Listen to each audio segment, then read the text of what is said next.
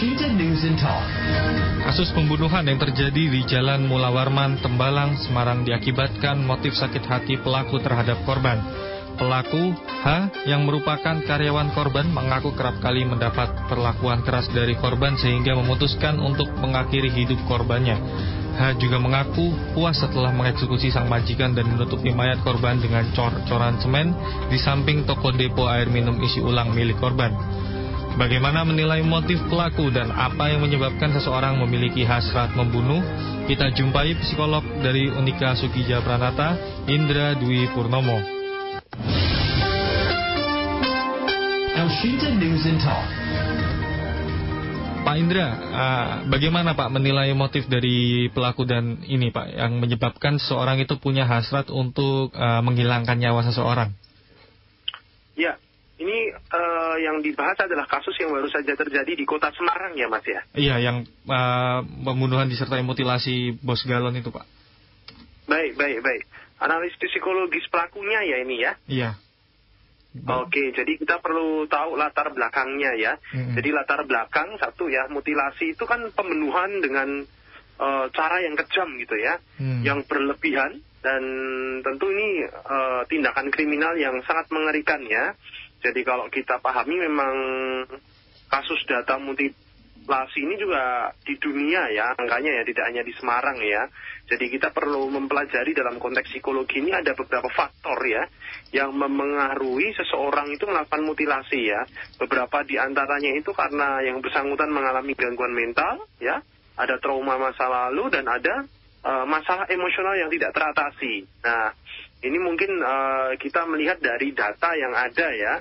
Jadi kalau kaitannya ya, kalau kita menganalisis, kalau kemarin kita melihat dari surat kabar yang ada karena diperlakukan kasar oleh korban begitu ya.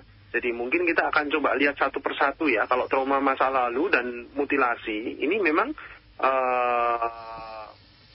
orang-orang yang memiliki riwayat trauma ya, pelaku-pelaku mutilasi yang memiliki riwayat trauma masa lalu, ini signifikan ya hubungannya. Jadi orang yang pernah pelecehan seksual, fisik atau seksual, kekerasan dalam rumah tangga atau pengalaman traumatis lainnya ya, ini seringkali mereka mengalami PTSD dan ini mengakibatkan mereka mimpi buruk, flashback, reaksi emosional yang intens terhadap situasi yang mengingatkan mereka pada trauma ya. Ini bisa menyebabkan perilaku impulsif dan kekerasan ya, termasuk mutilasi. Lalu juga ada gangguan mental sebagai faktor mutilasi. Kalau kemarin dilihat dari berita-berita tidak menunjukkan adanya gangguan mental yang berat ya. Tidak ada schizofren dan psikosis yang bisa menyebabkan seseorang kehilangan kontrol atas pikiran dan tindakan mereka. Jadi orang yang gangguan mental ini seringkali mengalami halusinasi dan delusi ya, sehingga mereka mungkin merasa terancam atau dianiaya, tapi itu tidak nyata. Tapi orang yang menjadi tersangka ini kan nyata merasakan, mengalami begitu ya. Nah, ini berbeda dengan yang gangguan mental psikosis ya. Kondisi ini bisa memicu agresivitas, kekerasan ya, termasuk mutilasi gitu ya. Nah, juga ada yang masalah emosional dan mutilasi. Nah, ini mungkin kalau kita menganalisa dari data-data surat kabar ya, karena saya tidak melakukan pemeriksaan secara langsung, mungkin faktor penyebabnya lebih cenderung ke masalah emosional ya. Jadi masalah emosional ini berupa depresi, kecemasan, dan kemarahan yang tidak terkendali. Itu bisa mengaruhi seseorang untuk melakukan tindakan kekerasan ya. Jadi kemarin kalau dari wawancara kan dia marah sekali, sering dipukul kasar dan sebagainya ya. Nah, mungkin ini bisa saja menjadi masalah emosional yang mendorong yang bersangkutan menjadi impulsif ya, dan melakukan kekerasan ketika merasa terpukul atau terancam gitu ya. Oleh karena itu, orang yang mengalami masalah emosional ini sebenarnya perlu ditangani begitu ya. Jadi profil-profil pelaku mutilasi ini biasanya orang yang memiliki riwayat kekerasan atau perilaku kriminal sebelumnya gitu ya. Anak-anak yang perilakunya di masa kecil menentang, nggak patuh gitu ya. Kalau orang Jawa bilang ini anak ini nakal beling gitu ya. Nah, ini bisa saja menjadi profil-profil sebelum yang bersangkutan melakukan mutilasi, gitu ya. Pelaku mutilasi ini seringkali juga punya masalah hubungan interpersonal ya, hubungan dengan orang lain, sulit menjalin hubungan yang sehat, gitu ya.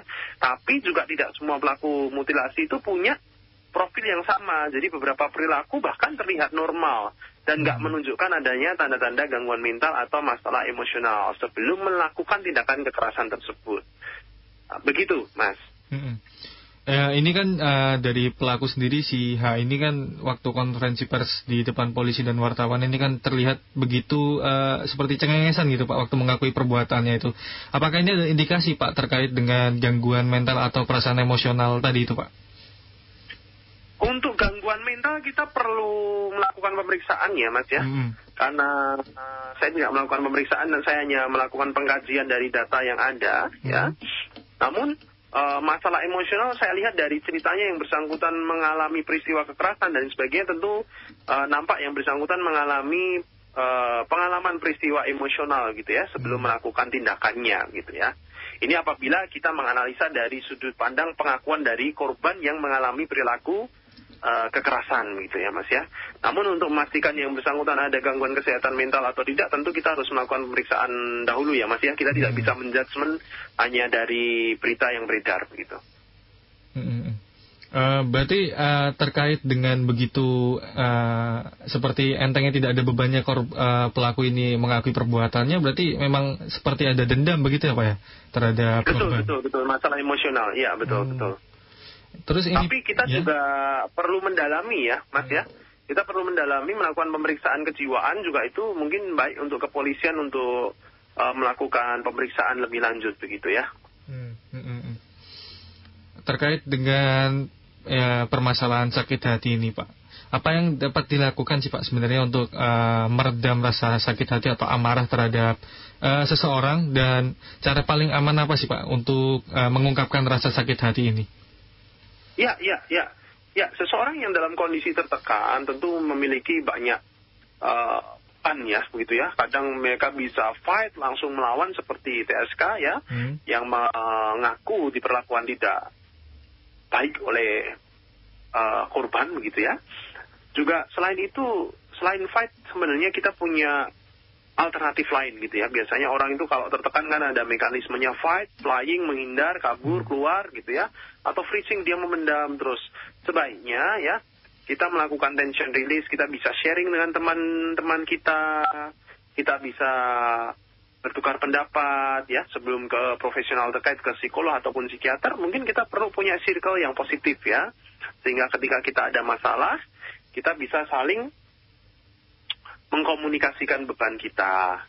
Jadi orang tua penting untuk berlatih juga mendengarkan keluh kesah anaknya, gitu ya. Dan juga manajemen emosi ini nampaknya menjadi penting di masa saat ini ya. Bagaimana seseorang untuk menunda reaksi terhadap marahnya. Nah itu bisa saja mereka berlatih untuk menunda reaksi, karena emosi itu tidak bisa dihilangkan, namun emosi itu bisa didisiplinkan Mas. Bagaimana itu Pak mendisiplinkan emosi Pak? Ya, kita berlatih ya, kita bisa berlatih kalau mau marah, kita menunda, kita melakukan relaksasi 48. Menarik nafas 4 kali, hitungan 4, dan melepaskan sampai hitungan ke-8. Dan banyak alternatif lain, bisa menggunakan mindfulness ya. Manajemen emosinya bisa menunda reaksi dengan cara berhitung dan menarik nafas. Itu bisa langkah-langkah awal yang dilakukan untuk mengendalikan ketika kita sedang emosional. Terkait dengan emosional tadi Pak, ada tahapan tadi fight yang melawan yang dilakukan oleh pelaku. Sebenarnya melakukan perlawanan ini sebenarnya apakah sah-sah saja Pak dalam mengendalikan emosi, dan seberapa... Mas, bisa diulang Mas? Ya? Jangan terlalu cepat. Maaf, bisa diulang pertanyaannya? Iya, mohon maaf. Tadi kan terkait dengan pelaku yang disebutkan oleh Bapak tadi melakukan perlawanan terhadap emosinya itu Pak. Apakah sebenarnya sah-sah saja Pak melakukan fight begitu Pak, atau perlawanan terhadap emosi gitu Pak, dan batasnya itu sampai mana Pak? Ya, batasan tentu kita perlu menimbang ya. Mengingat tindakan yang dilakukan ini melanggar hukum. Jadi orang itu boleh saja emosional, tapi kita perlu mengarahkan cara untuk melepaskan emosional ini dengan tepat dan positif. Karena tidak selalu kita melepaskan emosional amarah kita dengan cara kekerasan. masih banyak alternatif dan cara lain untuk bisa menurunkan emosional kita, gitu Mas. Iya Pak, terakhir Pak, mungkin bisa memberikan himbauan atau pesan kepada para pendengar El Sinta apabila mengalami masalah emosional, kemudian dapat mengarahkan kemana, kemudian juga apakah cara yang dapat dilakukan itu apa saja Pak, silahkan. Ya, kalau teman-teman ada yang mengalami problem emosional, ketika sudah cerita curhat ke temannya, ke tokoh agama, tokoh masyarakat masih belum bisa terkendali, penting untuk melakukan pemeriksaan lebih lanjut ke psikolog ataupun ke psikiater, begitu. Sehingga nantinya kita bisa tahu hal apa yang menyebabkan, faktor-faktornya, sehingga bisa ditreatment dengan cara yang tepat. Begitu, Mas. Baik, terima kasih Pak Indra atas waktunya pada siang hari ini Pak, dan penjelasannya. Selamat siang Bapak, selamat beraktivitas kembali. Terima kasih Mas, selamat siang, selamat aktivitas. Demikian pendengar, psikolog dari Unika Sugiya Pranata, Indra Dwi Purnomo. El Sinta Semarang News and Talk.